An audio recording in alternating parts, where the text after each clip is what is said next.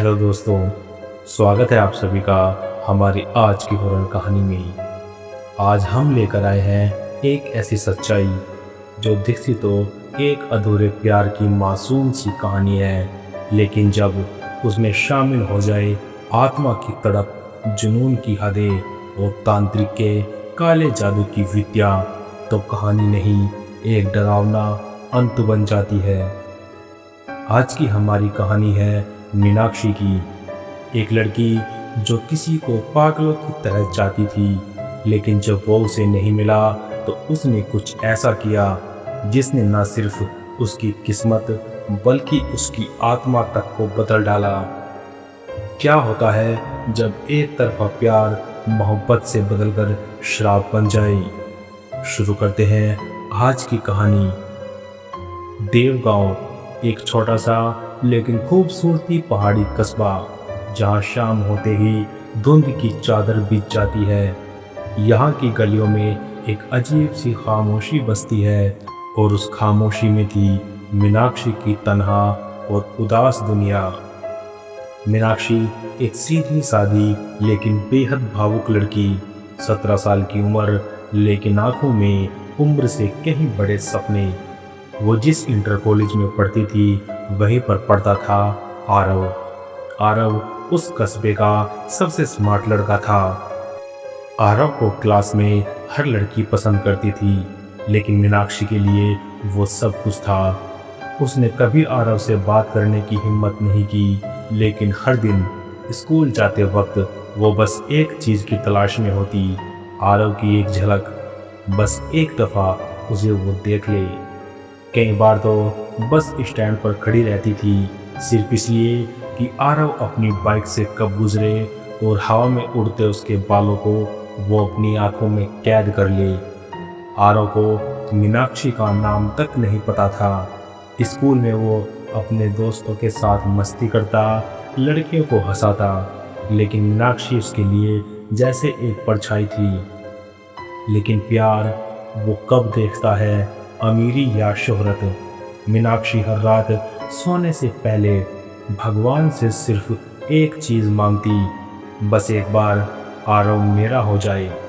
लेकिन हर सुबह वही तन्हाई, वही खामोश ख्वाब। एक दिन उसकी सहेली रिया ने कहा, यार मीनाक्षी, तुझे वो देखता तक नहीं है, उसे छोड़ दे, वो तेरा नहीं हो सकता, तेरा प्यार अधूरा ही रहेगा। ये बात सुनकर मीनाक्षी की आंखें भीग गई। वो चुपचाप स्कूल की दीवार के पास खड़ी रही और कुछ बोली नहीं, लेकिन उसके अंदर बहुत कुछ टूट चुका था। उस रात मीनाक्षी को नींद नहीं आ रही थी। उसे बार बार रिया की बातें याद आ रही थी। कमरे की बत्ती बुझी थी, लेकिन खिड़की से चांदनी भीतर आ रही थी। फिर न जाने उसके मन में क्या आया, उसने चुपचाप अलमारी से दादी का पुराना संदूक निकाला। मीनाक्षी की दादी तांत्रिक विद्या जानती थी।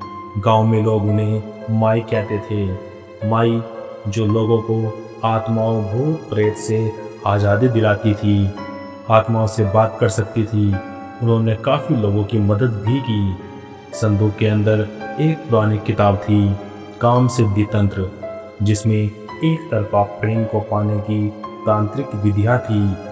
मीनाक्षी ने उस किताब को खोला, और किताब के खुलते ही जैसे उस पर कोई वशीकरण हो गया हो। किताब में लिखा था, जिसे तुम चाहो और वो ना मिले तो उसके नाम का तांत्रिक उच्चारण करना होगा। चंद्र ग्रहण की रात उसे अपना बना सकते हो, पर उसके लिए आत्मा की कीमत चुकानी पड़ती है। मीनाक्षी अपना पक्का मन बना चुकी थी, उसे किसी भी तरह से आरव को पाना था। अगली सुबह मीनाक्षी स्कूल गई, लेकिन अब उसकी आंखों में आरव के लिए मासूम चाहत नहीं थी।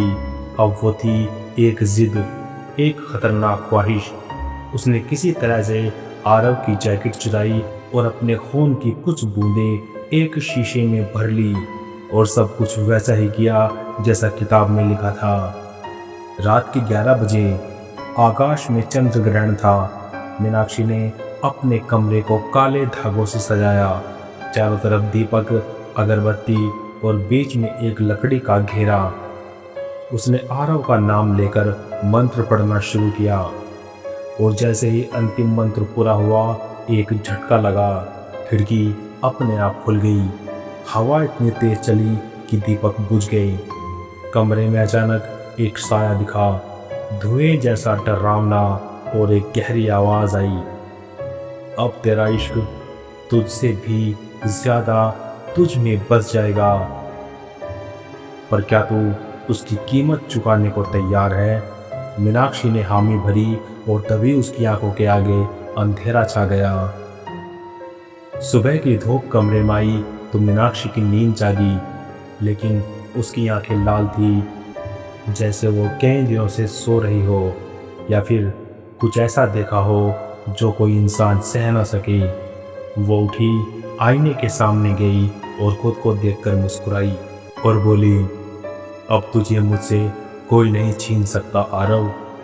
अगले दिन स्कूल के प्रेयर टाइम में जब सब बच्चे एक कतार में खड़े थे, आरव की आंखें मीनाक्षी को खोज रही थी। वो जिसे कभी जानता भी नहीं था, अब उसे देखकर बेचैन हो रहा था। वो उसके पास आया और बोला, क्या हम पहले कभी मिल चुके हैं? मुझे लगता है मैं तुम्हें जानता हूँ। ये सुनकर मीनाक्षी की आंखें चमकी। उसकी मुस्कान धीमे से फैल गई, लेकिन वो कुछ बोली नहीं, बस सिर झुकाकर मुस्कुरा दी। अब आरव का व्यवहार बदलने लगा। वो अपने दोस्तों से कटने लगा, पढ़ाई में ध्यान नहीं देता, रातों को चीखते हुए उठता, आंखों के नीचे काले गड्ढे और शरीर पर अचानक आए नीले निशान। एक दिन उसकी बहन सिया ने उसके कमरे में सुना, मैं नहीं चाहता ये प्यार, ये मुझे जकड़ रहा है, मैं डूब रहा हूँ, मुझे बचा लो। लेकिन कमरे में आरव अकेला था। वो अपने आप से ही बात कर रहा था। दूसरी तरफ मीनाक्षी अब हर रोज शाम अपने कमरे में तांत्रिक अनुष्ठान करती थी। किताब के अगले चरण में लिखा था, प्रेम स्थायी तभी होता है जब प्रेमी की आत्मा बंधन में हो और उसके लिए जरूरी है रक्त प्रेम संस्कार। उसने अपनी हथेली काटी और दीवार पर खून से लिखा, आरव मीनाक्षी। दीवारें कपकपाई। अचानक कमरे में भैरवनाथ का साया दिखाई दिया। शाबाश मीनाक्षी, तो अब तांत्रिक प्रेम की साधना के तीसरे पड़ाव पर है। अब तुझे उसकी आत्मा को अपने में समाना होगा। 3 दिन बीत चुके थे। एक शाम आरव की बहन सिया स्कूल से लौटते समय रास्ते से गायब हो गई। पूरा गांव ढूंढ रहा था। पुलिस भी परेशान थी, लेकिन आरव जानता था ये कोई आम गुमशुदगी नहीं। उसने सपने में देखा कि सिया एक काले घेरे में बंद और उसके चारों तरफ कोई औरत मंत्र पढ़ रही है। वो औरत कोई और नहीं थी, वो मीनाक्षी थी। अगले दिन आरव ने सीधे मीनाक्षी से बात की, तुमने मेरी बहन को देखा है क्या? मीनाक्षी ने मुस्कुराकर कहा, तुम्हारे दिल में जो है वो अब मुझसे कभी अलग नहीं होगा। आरव पीछे हट गया। उसे पहली बार मीनाक्षी की आंखों में इंसान नहीं, कोई और ही दिखा। अब आरव को हर रात अपने कमरे में वही मंत्र सुनाई देते जो मीनाक्षी पढ़ती थी। दीवारें खुद से खून से भरने लगती। खिड़की के बाहर खड़ी एक परछाई जो बस ताकती रहती थी। और एक रात जब आरव ने आईने में देखा तो वो खुद नहीं था, उसकी जगह खड़ा था कोई दूसरा, जिसकी आंखें चल रही थी और वह कह रहा था, तू मीनाक्षी का है, तू उसी का हो चुका है। आरव का डर बढ़ता जा रहा था। वो स्कूल छोड़ने की सोच रहा था। माँ बाप भी समझ नहीं पा रहे थे कि बेटा क्या झेल रहा है। उसे एक पंडित के पास ले जाया गया। पंडित ने माथा छूते ही हाथ खींच लिया। इस पर प्रेम का शाप है, कोई काली शक्ति इसे वश में कर चुकी है। देवगांव की हवाएं इन दिनों कुछ अलग सी हो गई थी। हर दिन किसी ना किसी के घर अजीब घटनाएं हो रही थी। दरवाजे अपने आप खुलना, दीवारों पर खून के निशान बन जाना, बच्चों के अचानक चीख चीख कर उठ जाना। लोगों ने इसे भूत या हवा का असर मानना शुरू किया, लेकिन असली तूफान तो अब आने वाला था। 3 दिन बाद गांव के पुराने कुएं के पास सिया बेसुध मिली, लेकिन वो कुछ बोल नहीं रही थी। उसकी आंखें खुली थी पर उनमें कोई जान नहीं थी। शरीर पर नीले निशान और पैरों पर काले धागे बंधे हुए थे। डॉक्टरों ने जवाब दे दिया। सिया घर लौटी, लेकिन रात को सोते समय वो उठकर दीवार पर खून से कुछ लिखती। मीनाक्षी प्रेम है, आरव है उसका। आरव की हालत बिगड़ती जाती है जब आरव हर रात सपने में एक ही दृश्य देखता है। एक तांत्रिक मंडल, लाल रंग की रेखाएं, बीच में एक जलता हुआ दिया और उस मंडल के पास सिया खड़ी, आंखों से खून बहता हुआ, और उसके सामने बैठी थी मीनाक्षी, सफ़ेद लिबास में, माथे पर रक्त और हाथों में खोपड़ी। आरव, बस एक और बलि, फिर तू हमेशा के लिए मेरा। गांव के बुजुर्ग अब डरने लगे थे। तब उन्होंने एक बाबा को याद किया, सिद्ध बाबा, जो वर्षों से हिमालय में साधना कर रहे थे। उन्होंने सिया को देखकर आंखें बंद की और बोले, ये कोई साधारण प्रेम नहीं है, यह एक अधूरी आत्मा का तंत्र है जो काली साधना से पोषित हो रही है। अगली पूर्णिमा की रात अगर नरबलि हुई तो मीनाक्षी की आत्मा कभी रोकी नहीं जा सकेगी। मीनाक्षी अब तंत्र की उस अंतिम क्रिया की ओर बढ़ रही थी जिसे कहते हैं नर हृदय प्रेम रक्षण यज्ञ, जिसने प्रेमी के सबसे प्रिय व्यक्ति की बलि देनी होती है ताकि प्रेम अटूट बना रहे। पूर्णिमा की रात देवयान की हवाएं शांत थी, लेकिन जंगल की ओर से कुछ अजीब सी आवाज़ें आ रही थी। कुछ लोगों ने देखा कि तांत्रिक भैरवनाथ के खंडर में उजाला हो रहा है, जैसे 100 दीपक एक साथ जलाए गए हों। मीनाक्षी अब पूरी तरह से तांत्रिक रूप ले चुकी थी। उसके शरीर पर काले मंत्रों के निशान थे, बाल खुले और हाथ में बकरी की खाल से बना तांत्रिक मुंडमाला। सिया बेहोश थी, एक तांत्रिक मंडल के बीच पड़ी थी और चारों ओर 11 कौवों की खोपड़ियां रखी थी। भैरवनाथ ने अग्नि जलाकर कहा, मंत्र पूर्ण होने दो, फिर आरव की आत्मा हमेशा तेरी रहेगी। उसी समय आरव अपनी माँ के साथ उस तांत्रिक के स्थान की ओर दौड़ा। सिद्ध बाबा ने उसे रक्त रक्षा कवच पहनाया और कहा, तेरा प्रेम सच्चा है, लेकिन अगर तू खुद को बलिदान कर दे तो ये तंत्र टूट जाएगा। यही एक रास्ता है तुम्हारी बहन को बचाने का। आरव दौड़ता हुआ आया और तांत्रिक मंडल में कूद गया। मीनाक्षी, मुझे चाहिए था प्यार, तांत्रिक बंधन नहीं। अगर मेरी बहन की जान चाहिए तो तुझे मेरी जान लेनी पड़ेगी। और उसने खुद के हाथ में रखा हुआ छुरा अपने सीने में घुसेड़ दिया। तंत्र टूटता है। जैसे ही खून की पहली बूंद जमीन पर गिरी, मीनाक्षी चीख पड़ी। उसकी आंखें जलने लगी। तांत्रिक मंडल फट पड़ा, दिए बुझ गए। भैरवनाथ चीखता हुआ अंधेरे में समा गया और मीनाक्षी जमीन पर गिर गई। उसकी आत्मा धुएं में बदलकर गायब हो गई। आरव की जान तो बच गई, वो भी बड़ी मुश्किलों से, पर उसे अब भी हर रात सपने में वही लाल तांत्रिक मंडल दिखाई देता है। कभी उसकी आंखों के सामने मीनाक्षी हंसती, कभी रोती और कहती, मैं अभी गई नहीं हूँ आरव, मैंने खुद को खोया है, तुझे नहीं। लेकिन वो जो देखता था वो कोई भ्रम नहीं था। डॉक्टरों ने कहा आरव को पोस्ट ट्रॉमेटिक डिसऑर्डर है, लेकिन वो जो देखता था वो कोई भ्रम नहीं था। मीनाक्षी के मरने के 1 महीने बाद गांव में फिर घटनाएं शुरू हो गई। मंदिर की मूर्तियां अचानक आंखों से खून बहाने लगी। तालाब में मरी हुई बिल्लियां तैरती मिली और पुराने स्कूल की दीवार पर हर रात खून से लिखा मिलता, मैं वापस आ गई हूँ। सिया अब ठीक लग रही थी, लेकिन उसकी आंखें अक्सर काली हो जाती थीं और वो अजीब भाषा में बड़बड़ाने लगती। एक रात जब आरव उसके कमरे में गया तो देखा सिया शीशे के सामने खड़ी थी और होठ नहीं हिल रहे थे, मगर आईने में उसकी परछाई मुस्कुरा रही थी। भाई, क्या मुझे कभी मीनाक्षी नाम की कोई लड़की मिली थी? आरव के रोंगटे खड़े हो गए।